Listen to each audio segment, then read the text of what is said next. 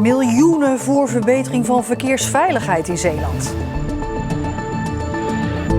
Het is dinsdag 12 januari. Dit is Zeeland Nu. Veel fietspaden krijgen een opknapbeurt. Op jacht naar Zeeuwse handtekeningen. En Wim van de Wellevaten houdt het voor gezien. Goedenavond. Zeeland steekt miljoenen euro's in de aanpak van de verkeersveiligheid. 3 miljoen komt van het Rijk, maar andere partijen moeten eenzelfde bedrag bijleggen. Waterschap Scheldestromen, de provincie Zeeland en 4 gemeenten willen in totaal 20 projecten aanpakken. Van de toegekende 2,9 miljoen euro subsidie moet 2 miljoen besteed worden aan projecten die in 2021 worden afgerond. De resterende 9 ton gaat naar projecten die voor 2026 klaar moeten zijn. Komend jaar voert de provincie 2 projecten uit met de subsidie. Het waterschap Scheldestromen gaat 5 projecten aanpassen. 2 daarvan zijn in Vlissingen, waar fietspaden worden verbreed. We hebben een aantal projecten ingediend, waaronder het bunkerpad waar we hier staan. En de Zwaanweg ter hoogte van Dishoek. Er komt hier heel veel fietsverkeer over. En met de komst van de elektrische fiets, de pedelecs en de bakfietsen is het hier behoorlijk druk, vooral in de zomer. En dat gaat natuurlijk met wat grotere snelheid dan vroeger ging. We verwachten hier ook heel veel fietsverkeer, dat toe gaat nemen. En vandaar dat we plannen hebben om dit fietspad met de subsidie te verbreden van 2,30 meter naar 3,5 meter. En dan zijn er nog 4 gemeenten die subsidie krijgen om de verkeersveiligheid te vergroten. Tolen, Goes en Middelburg krijgen samen 3 ton. Schouwen-Duiveland is een uitschieter. Deze gemeente ontvangt 1 miljoen euro subsidie. Daarvan wordt onder meer de verkeersveiligheid in Scharendijke aangepakt. Een lang gekoesterde wens van de Dorpsstraat. Er worden duidelijk bredere rijstroken gelegd voor de fietsers. Op bepaalde stukken waar nu geen trottoir is, wordt trottoir gemaakt. En op de kruisingen met de aanparende wegen, daar komen verhogingen die verkeersremmend werken. Daarmee hopen we dan echt dat vreselijk groot aantal recreatieverkeer in de vorm van campers en caravans daar niet meer van gebruik maken. Met name in de zomer zijn de problemen groot in het dorp. De snelheid wordt naar 30 kilometer teruggebracht. Dat er meer ruimte komt voor de fietsers, meer ruimte voor de voetgangers. Daar fietsen ook gewoon recreanten met kindertjes en dan ontstaan levensgevaarlijke situaties. Het project in Scharendijke moet eind dit jaar klaar zijn. Lukt dat niet, dan moet de gemeente de subsidie weer terugbetalen aan het Rijk.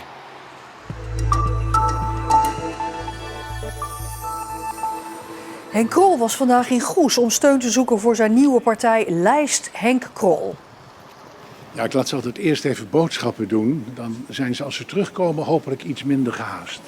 Elke partij die voor het eerst meedoet aan Kamerverkiezingen heeft in iedere gemeente ondersteuningsverklaringen nodig van gewone kiezers.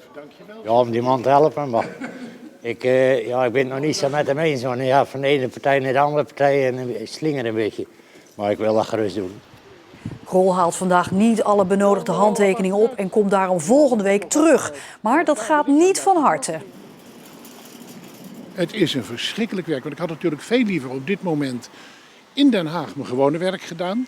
Dat is heel hard nodig. Morgen is er een spoeddebat over corona, moet ik voorbereiden. Maar ja, de kieswet schrijft nu eenmaal voor dat dit nodig is. Dus ik heb geen keus. Je zou denken dat vorig jaar in Zeeland al veel bedrijven failliet zijn gegaan door coronamaatregelen en de lockdowns. Maar dat lijkt vooralsnog mee te vallen. Er gingen in Zeeland volgens het CBS vorig jaar 47 bedrijven failliet. En dat zijn er juist 2 minder dan het jaar daarvoor. Dat er minder faillissementen zijn verklaart het CBS als volgt. De noodsteun die aan veel bedrijven is gegeven houdt ook ondernemers overeind die onder gewone omstandigheden zonder corona wel failliet zouden zijn gegaan. In januari zijn sportscholen normaal gesproken vol met mensen met goede voornemens, maar dit jaar is dat anders. Sportscholen verkeren in zwaar weer door de lockdown en ook deze sportschool in Heinkensand heeft het moeilijk. Het is januari, dus voor sportschool de maand om nieuwe leden te winnen. Sowieso het voorjaar, dus ik hoop dat we het straks nog hebben. Kijk, het is geen vetpot om het zo maar te zeggen. Het is wel gewoon alles bij elkaar krauwen en de rekeningen betalen en dat was het dan. Veel sportscholen zorgen voor online lessen om de leden aan het sporten te houden. Deze eigenaresse uit Heinkensand komt haar leden nog extra tegemoet. het moment van lockdown hebben wij gezegd, we lenen materialen uit. Gelijk als in de eerste lockdown. Dus mensen konden spinningfietsen opkomen halen, bokspalen, matjes, grote ballen, yogaballen, eigenlijk alles. Zeeland groeide vorig jaar met bijna 1800 inwoners en lijkt dus zeker geen krimpregio meer. Werkgeversorganisatie VNO-NCW wil dat het Zeeuwse inwonersaantal doorgroeit naar 400.000. We hebben die mensen nodig om zeg maar, die banen te vervullen die we de toekomst hier zullen hebben. In de energietransitie, in de verduurzaming van alles, in de havens, in de zorg, in de logistiek. We willen ook zorgen voor een mooie leefbare provincie. Dat betekent dat we voorzieningen willen hebben. En die voorzieningen die kunnen alleen maar in stand blijven als er voldoende inwoners zijn. Wat helpt is dat Den Haag geld geeft om mensen naar Zeeland te halen. Denk aan het compensatiepakket voor de marinierskazerne. Er is enorm veel geld, zeg maar, wat de komende jaren hier in Zeeland geïnvesteerd gaat worden. En wat gaat helpen om die leefbaarheid en die banengroei te kunnen realiseren. Tot aan de zomertijd verandert de koepel van de Oostkerk in Middelburg op verzoek iedere avond van kleur. Iedereen mag een kleur aanvragen om een dierbare te herdenken. Er zijn vragen van mensen geweest van, we zouden graag een dierbare willen herdenken in de Oostkerk. Zou dat kunnen? En dat is dit plan geworden. Frans Strik vroeg de kleur geel aan voor de overleden zoon van vrienden.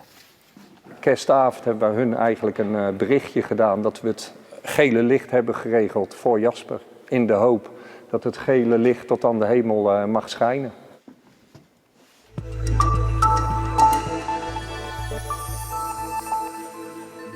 Tafeltennissers, voetballers, muzikanten en biljarters van Sint-Anneland. Wim Scherpenisse zag ze de afgelopen 30 jaar allemaal voorbij komen. Al die jaren was hij beheerder van sport- en ontmoetingscentrum De Wellevaten in Sint-Anneland. Maar nu is hij met pensioen. Het is stil in de Wellevaten. Corona houdt de boel op slot. Hallo, goedemorgen. Het is leeg hier, hè? Ja. Alles is leeg. Ja. Coronatijd. Ja. Hoe loopt u hier nou rond? Ja, te triest voor woorden is dat. Hey, dat doet pijn. Normaal zitten hier ook de kindertjes zijn naar gimmen van de scholen.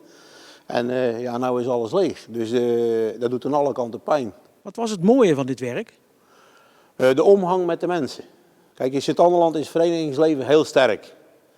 En als je weet dat er 3500 inwoners hier wonen en wat voor accommodatie hier staat. En als je dan ziet dat die op de maandag, woensdagavond allemaal vol zijn. Nou, dan heeft dit toch wel een behoorlijke doelstelling. 7 zalen heeft het centrum. Ja, dat klopt.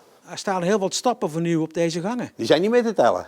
Nee. Dit is de muziekzaal? Ja. Geen kleine zaal volgens mij. Nee, een hele grote zaal, daar zijn we trots op. Mogen we hem even zien? Tuurlijk.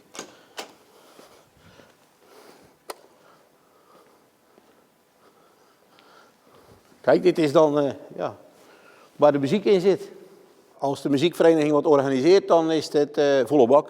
En dan gaat het ook allemaal vanzelf. Vrijwilligers genoeg, opbouwen, afbreken. Ja. Bestuur die regelt dan vrijwilligers en ze komen uit zichzelf aanmelden. Dat ken je niet terug. 20 vrijwilligers is heel normaal.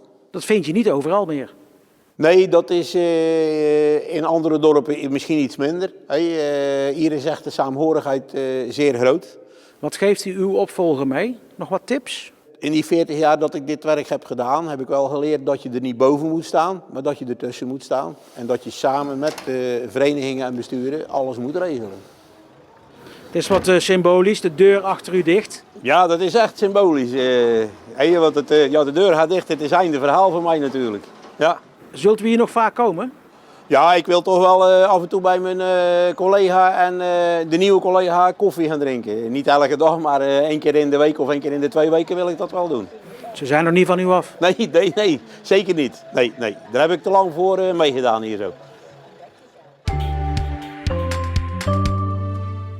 Nadat het afgelopen nacht behoorlijk regende, viel het met die regen vandaag eigenlijk best mee. En met een graad of 8 was het op sommige momenten met een zonnetje best wel goed te doen. De dagen daarna die worden toch wat kouder met tot het weekend lichte tot matige vorst. En tot zover deze Zeeland Nu. Blijf op de hoogte van het laatste nieuws in Zeeland via onze app en onze site. Blijf kijken zometeen ook, want straks ziet u hier onder meer nog het uitgebreide weerbericht met John Havinga. U ziet de Regionet, Weg van Water en Trots op Zeeland. Nog een hele fijne dinsdagavond en graag tot morgen.